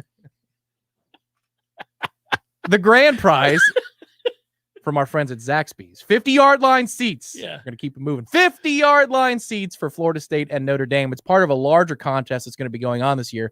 These same 50-yard line seats will be available for every single home game, but we're going to be giving away the first ones at Libations Fest tomorrow. And there's plenty more. I know you've got a bunch of stuff you're bringing as well from a lot of our friends. Yeah. Obviously, we will do the right thing by many of the restaurant tours in town, and that includes Gordo's and Bumpus and all that. There'll be food. It's going to be fun. It's going to be good. Just couldn't help yourself. It was perfect. It's the Jeff Cameron Show, 93.3 Real Talk Radio and Warchant TV. Your local news now. The McCulloch County Sheriff's Office has terminated the search for boater Chris Butler, missing since August 26th. The missing person investigation will remain active. Butler was reported to have been scalloping east of the St. Mark's Lighthouse. He was separated from his boat during a storm and was unable to swim to safety. Since August 26th, rescuers and many private businesses and community members have participated and assisted in the search for Butler. As an active investigation, no further information will be released at this time. The Jefferson County Sheriff's Office says they arrested 2 people following a shooting at a rest stop near the Jefferson-Madison County line early Thursday morning. The shooting happened around 2 a.m. at the I-10 West rest stop near mile marker 233. The shooting happened after an argument. One person was shot and they were taken to a hospital in the area. According to the sheriff, they are expected to be okay. JCSO says this is an active investigation. This is Rachel Lene with your Real Talk 93.3 local news update, brought to you by Macklemore Systems, Tallahassee's go-to Mac store. Check them out online at macklemoresystems.com. This is meteorologist Paul Trombley with your Real Talk 93.3 weather update. Slight chance for scattered thunderstorms this afternoon. Otherwise, a mix of clouds and sun. Daytime highs approaching 91. Winds out of the northeast, 5 to 10 miles per hour. Slight chance for scattered thunderstorms again tonight. Lows level off around 70. Partly cloudy skies. Mainly sunny skies and calm tomorrow. High temperatures reach up to 89. This report is brought to you by The Lawn Johns. For all your landscaping and lawn care needs, visit thelawnjohns.com. Right now, 90. What's important when shopping at a gun store? Let's start with a friendly and knowledgeable staff. Then add top-notch service, great selection and pricing, and a personal shopping experience only found at a locally owned and operated business. And Red Hills Arms, they're right on target. While other gun stores come and go, Red Hills Arms remains Tallahassee's go-to local gun store for all your firearms needs. Stop by today and get welcomed in like family. We all want more energy, more strength, more results. Well, welcome to Orange Theory Fitness as you take a step towards feeling more alive today. Backed by science, Orange Theory's heart rate monitored workout is scientifically designed to keep heart rates in a target zone, spiking metabolism and increasing energy. Orange Theory Fitness is a one-of-a-kind group personal training workout resulting in more energy, visible toning, and extra calorie burn for up to 36 hours. Experience a more vibrant life today with Orange Theory Fitness. To find out more, go to orangetheoryfitness.com. I'll never forget that moment. As long as I live. As long as I live. My first call ever as a member of the National Guard. When we got to the armory, they briefed us on the wildfires. They were getting dangerously close to homes. Helicopters were going out to drop water on the fires. Guys in the unit were preparing for firefighting with local fire crews. At that moment, I got my first taste of just how important the Guard is to my community. See how the Guard can be an important part of your life at NationalGuard.com. Sponsored by the Florida National Guard. Aired by the Florida Association of Broadcasters and this station. The Cameron Show is a production of the Warchant.com Multimedia Network. Check out Warchant.com today for the latest news inside Florida State athletics. That's Warchant.com. Now, back to Jeff on Real Talk 93.3.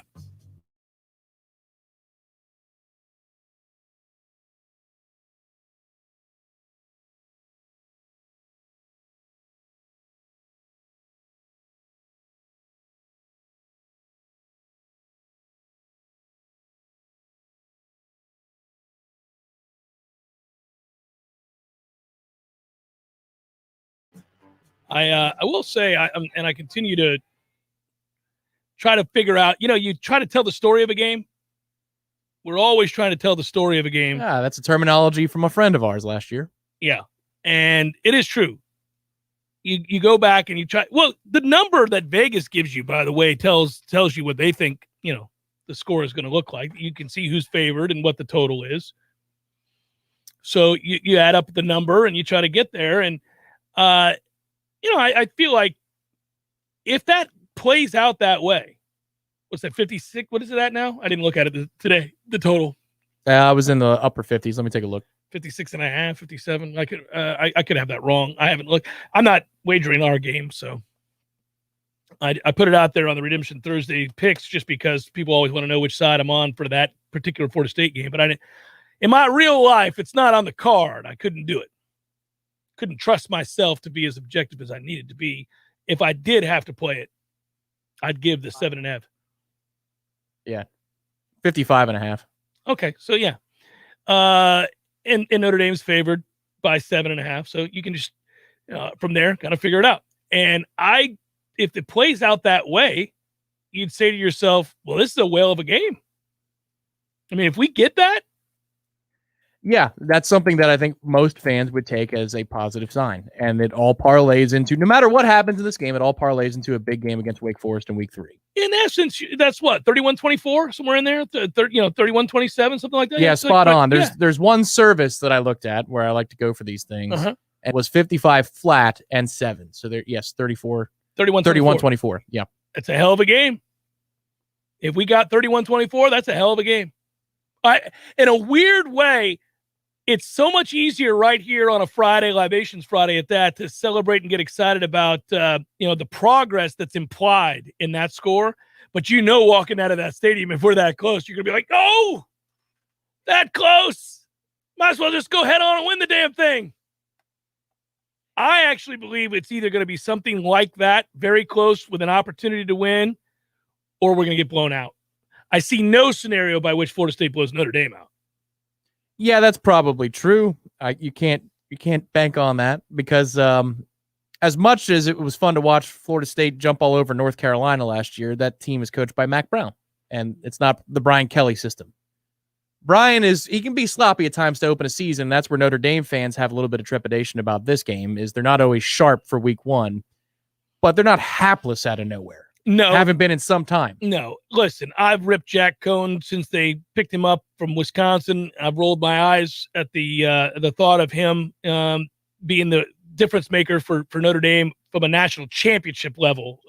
But he's good enough to manage games, and he's certainly good enough to turn around and hand the ball off to Kyron Williams.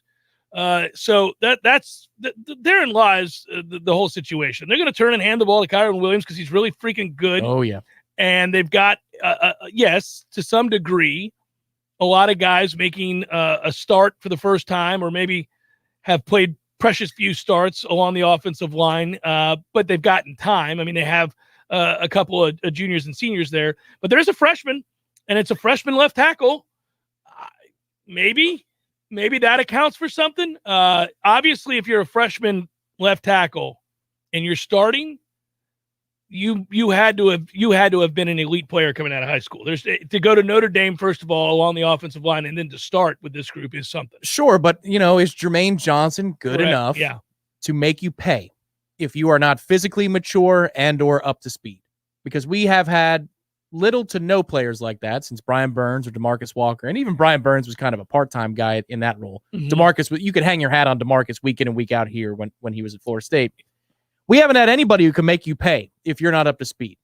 If Jermaine Johnson is one of those who maybe he's not the game breaker top 10 pick defensive end type, but he's at least at the college football level somebody who is going to penalize you for not being up to speed as a tackle on the right side or the left side, this defense transforms. That one player can transform what we're all about, because we had no chance to get to the quarterback last year. We thought preseason, even with all the talk and hype about the interior, that was going to be the key to getting to the quarterback, was pressure up the middle. If that's your preseason outlook for a defensive line, you're in trouble. Thankfully, that's not the outlook for this year. We feel like we've got a couple solutions at end. Something to note, Keir Thomas has had a great camp. Jermaine has been rock solid and is a guy that I saw late in camp play with an edge. He was having none of it late in camp. There was a chippiness to him, and he doesn't do a lot of talking. It is straight up, I'm physically going to kind of manhandle you a little bit here and send messages that way. I have confidence in Jermaine Johnson being the type of player that what you see is what in practice is what you're going to get on the field. With Keir Thomas, I want to see if it translates. Is it a function of going against our offensive line in practice or going against lesser competition at South Carolina, right? Mm-hmm. Even though they're playing in the SEC, the numbers he racked up, I don't think it's against Alabama's offensive line. So is Keir Thomas somebody who could translate against the Notre Dame offensive line? I think Jermaine Johnson will be, no problem. If Keir is, though, again, you've transformed what it is you can do defensively. Now you can hide the deficiencies at linebacker. If you've got a problem at safety in a given week, you can hide those deficiencies because the quarterback's eyes are already somewhere else where they're not supposed to be. You got him off of his spot. That's the whole key here. And Jack Cohn can get flustered. I got to tell you, the thought of Florida State getting a quarterback off their spot, whew, I get teary-eyed thinking about it. If I see it on Saturday night or Sunday night, there it is. Dad, did you see that? Did you see that? I don't care what happens now. I've seen it. Feels like 2015 again. We're able to do this. God forbid we, take them out of a comfort zone, make them, because the whole thing about, you guys are probably tired of hearing us all talk about stopping the run, showing, there's two parts to that. First of all, last year, that was humiliating to watch them just run the same damn play over and over and over again and have no chance to stop it. You just felt helpless. And there's nothing, I would much rather have somebody just throw the ball over the lot on my team, because passing is a finesse endeavor, if you will. There's a timing to that and all of that. It's not the toughness that is required to run the football and the bullying that's done when you run the football, because you're lining up time and again, two tights, declaring to the defense, we're going to run the football, and you can't do a thing about it. We're going to move your guys off the line of scrimmage, and we don't think your linebackers are man enough to make a tackle on our running backs, so this will be fun. Given what Notre Dame's program is and what ours is, we understand that this week, if you're breaking it down objectively, there's not going to be a whole lot in the way of positivity for FSU. If you're just looking at matchup to matchup, segment group against segment group, right, because that's where these programs are. Now, we can rise to the moment and score an upset. The upsets happen in college football, but I did want to ask, speaking from an optimist standpoint, okay, what is the thing that you think going into Saturday, be it a position group or a player, you feel most confident about is going to be pretty good?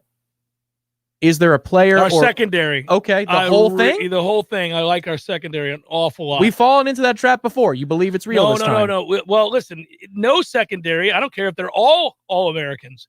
Can cover anybody if you don't get any pressure on the quarterback, or if they stay ahead of the chains all afternoon, or in this case, night. They dictate terms. You can't pin your ears. You got no chance. You don't know what's coming. You're off balance. You have to play it honest time and again. So yeah, if they're again unable to stop the run and they're throwing off a play action in the second half, then you're going to see them get torched, and it won't be their fault. That'll be once again Florida State's inability to dictate terms at all. We have had more issues than just the lack of getting to the quarterback for the secondary, though. Basic things like not turning around and finding the ball, busting coverages in the middle of the defense. Correct. Lining up 5 yards deep in the end zone. They've been really good in this camp. I think they're a team that has a chance to be – that secondary to me, I get so excited thinking about them because they've played really well all camp long. And the other thing about it, they've got some edgier guys. They've got some chippy kind of guys. And that for me is another big thing because, listen, Travis Jay's out here throwing people to the ground, dominating, just pancaking dudes at the line of scrimmage. You've got, again, Jaron Jones coming back is a big deal. He's very physical. Yes. Miko Dotson being healthy.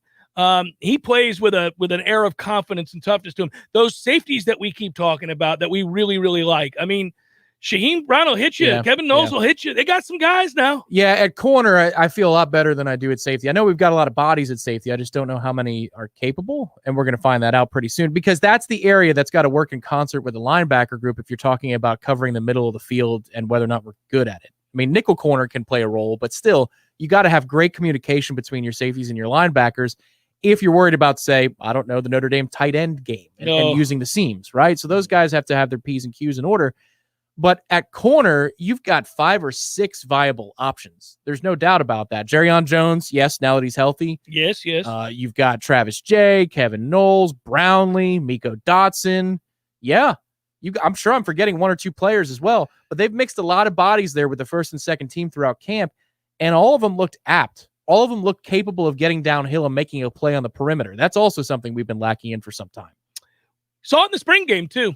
Yes, that was a huge difference. Saw it in the spring game. That was something. That's the first time I perked up and I kind of thought, okay.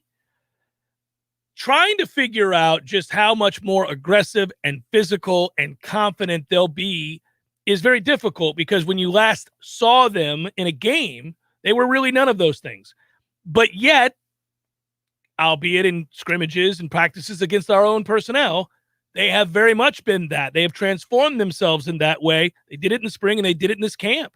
Very physical, in the right spots, triggered downhill when they read run, came up, made sound tackles. Not a lot of guys that are kind of shying away from hits now. You've got bigger corners, stronger corners.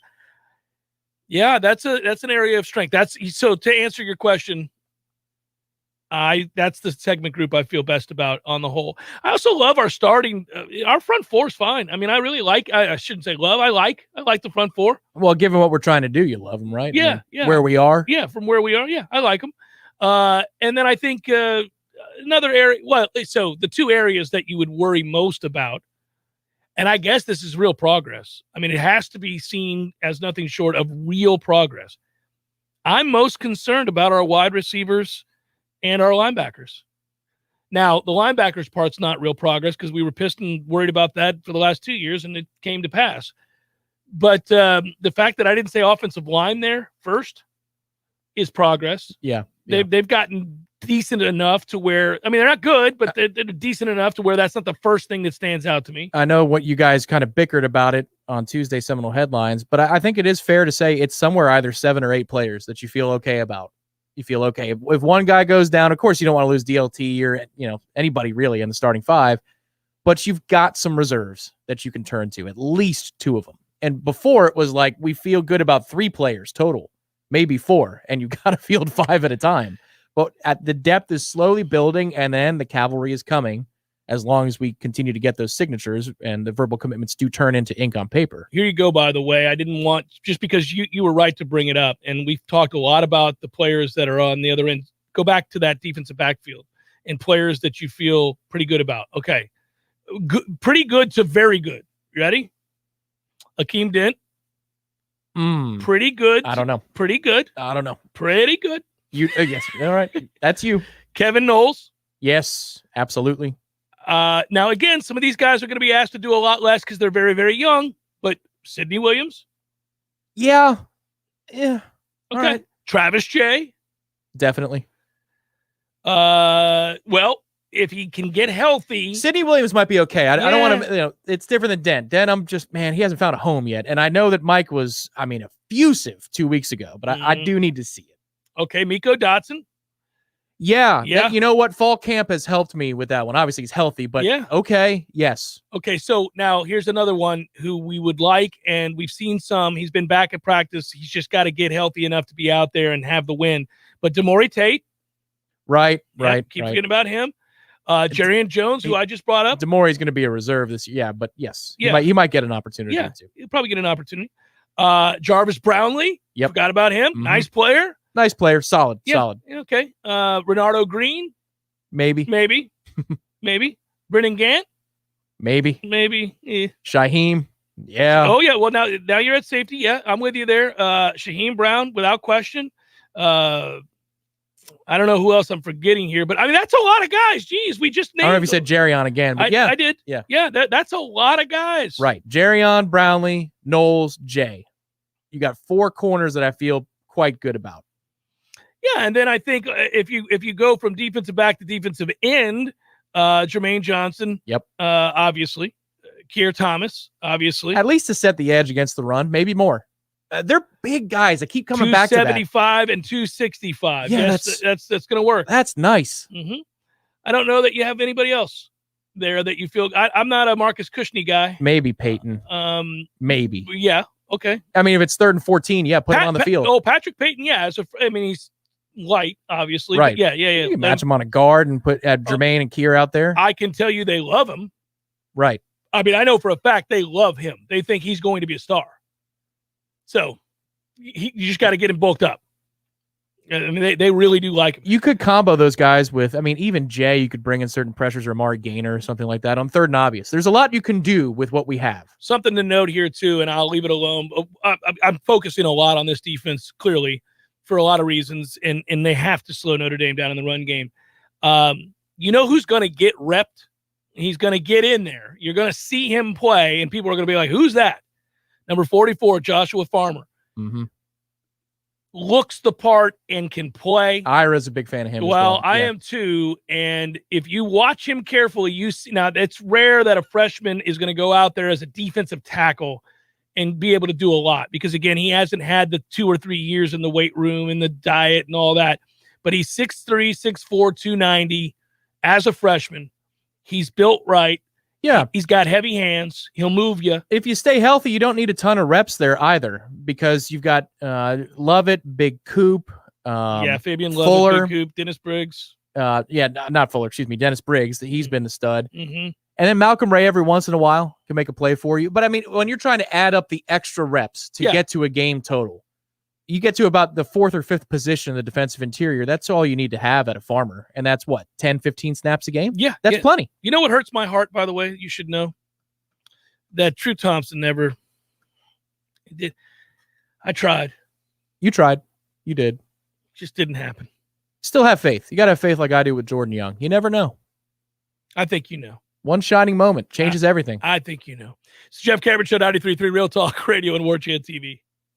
Applications, onboarding, payroll, termination. Business owners and managers, these are the processes that take away too much time from what you do best. But what if there was a locally owned, responsive solution that would charge you a fraction of the big national payroll companies? Sound too good to be true? It's not. North Florida Payroll Services is Tallahassee owned for nearly 15 years. And in that time, their prices have never changed. The reason North Florida Payroll Services can do that? Exceptional customer service that constantly evolves with the latest technology. From application to termination, for turnkey service for your payroll and HR services, trust a Tallahassee expert and save yourself time and money. North Florida Payroll Services. Online at northfloridapayroll.com. Have you ever finished a painting project at your home or business and thought to yourself, wow, that was fun. I really like how sore my arms and hands are. And those sloppy edges and corners, I'll get used to it. Not a chance. So before you get all your brushes and rollers and buckets and blankets, contact B&B Painting of Tallahassee. Interior painting, exterior, commercial, whatever you need painted, B&B Painting of Tallahassee is your first choice. Get a fast, friendly, and free quote today with a quick visit to bnbpaintingtallahassee.com. That's bnbpaintingtallahassee.com. Clean, renewable energy means fresher air, healthier residents, new green jobs, and a stronger, more resilient community. How we get there is up to you. Share your input today to help shape the Tallahassee of tomorrow. Take the Clean Energy Survey at talgov.com. When the forgotten poor are in need of healing, they wait for a ship unlike any other. Mercy Ships, a floating hospital staffed by volunteers, heroes of mercy who donate their time to save lives. Every human has the right to have a place at the table of the human race. If you could just see the smiles that you get when lives have been changed, then it would make it all worth it. To learn more about Heroes of Mercy, go to mercyships.org. You went online to switch your car insurance to Progressive so you could save money, but then you saw a friend request from an old summer camp buddy. And now here you are, clicking through photos of his kickball team from 2011. Looks like they won the championship that year. Then he moved to Tulsa. Oh, a new tattoo. Yes, they said it was easy to save hundreds on car insurance with Progressive, but they forgot about the rest of the internet. Progressive Casualty Insurance Company and affiliates. National average savings by new customer surveyed who saved in 2019. If you weren't the owner of Gordo's and all those wonderful restaurants, Eddie, what would you be doing? You know, I think I'd want to be I don't know what I'd want to be, a boat captain or a cowboy. You know how to use a lasso? No. You'd have to do that if you were a cowboy. Yeah, but I've never even been on a horse. It's not my place to be on a horse. I agree.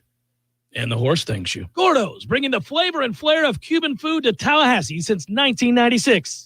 Jeff Cameron Show is a production of the Warchant.com Multimedia Network. Check out Warchant.com today for latest news inside Florida State athletics. That's Warchant.com. Now, back to Jeff on Real Talk 93.3.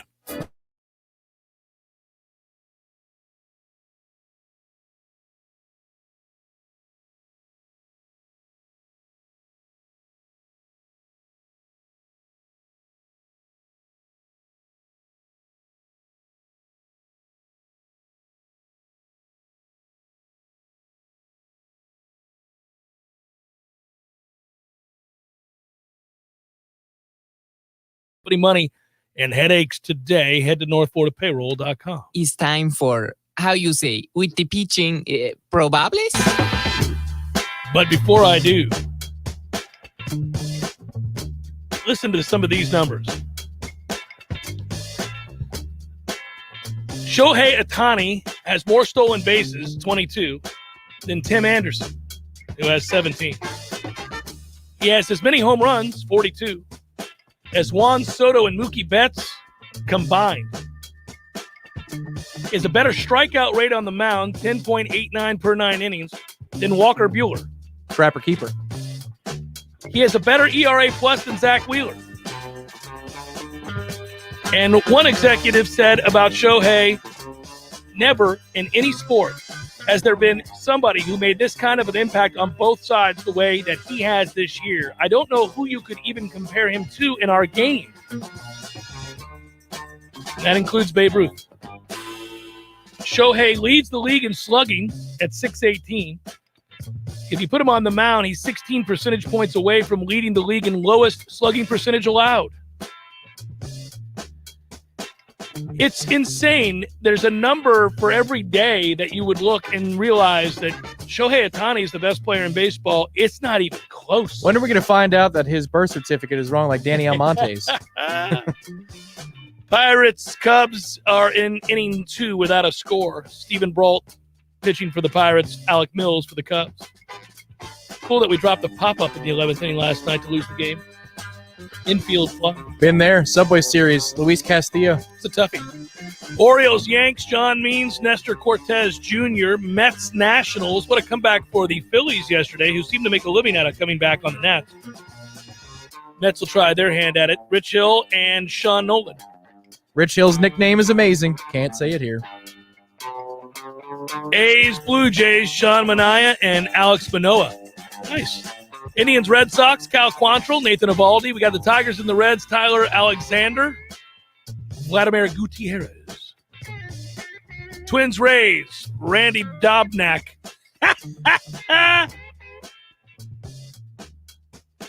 You just want to say, you freaking Dobnak. That would be something, yeah. Michael Wacha is going to pitch for the Rays. That's a good one to use on the golf course if you're playing with your sons. You dubneck. Phillies, Marlins, Kyle Gibson, Jesus Luzardo. White Sox, Royals, Dallas Keuchel, Carlos Hernandez. Cardinals, Brewers, Adam Wainwright and Freddie Peralta. Braves, Rockies, Oscar Noah and Antonio Centinela. All right. Rangers, Angels, Glenn Otto. I love you, Glenn Otto. Welcome into Glenn Otto. Go to glennauto.com. Where you drive home happy. Shohei Ohtani, aforementioned, starts tonight for the Angels, 8-1 with a 3 ERA. I'm glad that guy's off the commercials. Remember him? Yes. Yeah, me too. The driving home happy guy? Yes. Mariners, is he dead? What happened to him? I don't know that. Why do we have I mean, he just suddenly disappeared. Extremes. Mariners and D-backs. He didn't seem like a guy that would voluntarily remove himself from doing ads. Maybe he sold the dealership, made a mint. I don't know. Who knows? I went straight to the death card, didn't I? You sure did. TBD and something about probables. Madison Bumgarner. Dodgers, Giants. David Price and TBD. That's going to be awesome. Dodgers, Giants. Here we go. 9:45 tonight. Astros, Padres late. Jose Urquidy and Jake Arrieta, who stinks. And that is a look at those that shall reside on the bump.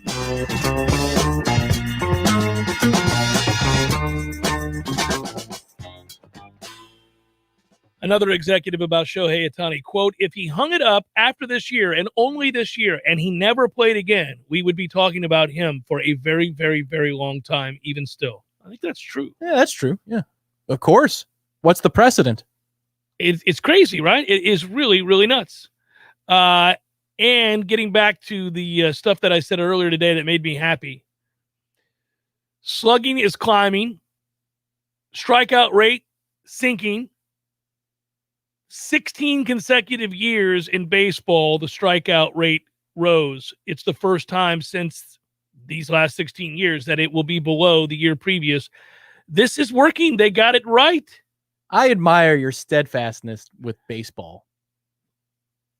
I love the sport too, but I'm kicking that crap to the curb weeks ago. No, man.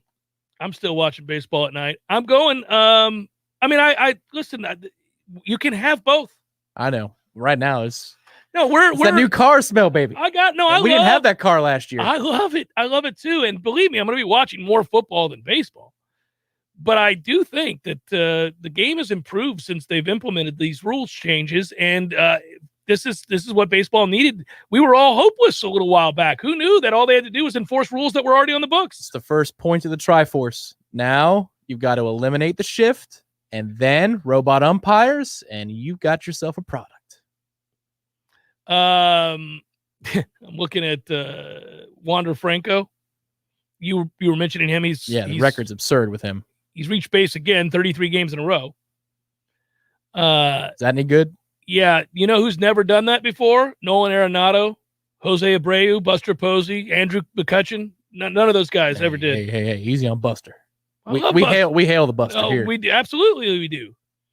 Also, of the modern players, 20 or younger, who have an on-base streak of 30 games or more, here are the guys that have ever done that. Mickey Mantle, Frank Robinson, Mel Ott. Hall of Fame, Hall of Fame, Hall of Fame. That's pretty damn amazing to think about. And cool. You can crank the darkness. I need to in a second. We need to say goodbye to the YouTube people. Before we do, your confidence level. Has it gone up on a Friday? No, not really. No, I tried, people. I tried. I feel like Notre Dame will win the game, but we'll be in it. We'll give ourselves a chance. That's I'm asking for that. And then if we get the win, what a beautiful Monday. What a beautiful, what a moment, right? What a beautiful wedding. I like it. Yeah, good work out of you. Good work, Matthew. Be well, everybody. Enjoy the weekend. Go Noles.